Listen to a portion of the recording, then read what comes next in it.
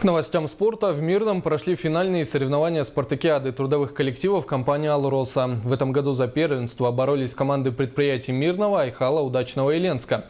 Победители примут участие в спартакиаде трудовых коллективов Якутии. На соревнованиях побывала Анна Винокурова.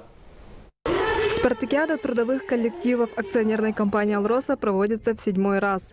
Более 1000 спортсменов приняли участие в отборочных соревнованиях, которые стартовали в начале года. В течение 3 дней спортсмены соревновались в нескольких дисциплинах – легкая атлетика, волейбол, сдача нормативов ГТО, уличный баскетбол, перетягивание каната и другие.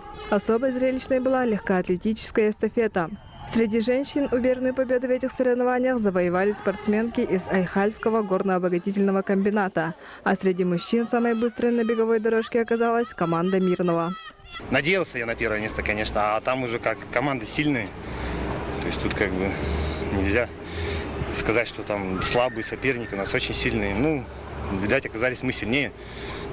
Не менее захватывающими оказались соревнования по перетягиванию каната. От каждой команды здесь выступало по 8 сильнейших мужчин. Чемпионами стали силачи Мирнинского горно-обогатительного комбината. У нас была своя тактика особая, как бы сказать, наработанная тактика за все соревнования, в которых выступали. По итогам финальных соревнований на 3-м месте оказалась команда Удачнинского горно-обогатительного комбината. Серебро взяли спортсмены Мирнинского ГОКа. И чемпионами 7-й спартакиады «Алроса» стала команда сборной города Мирного.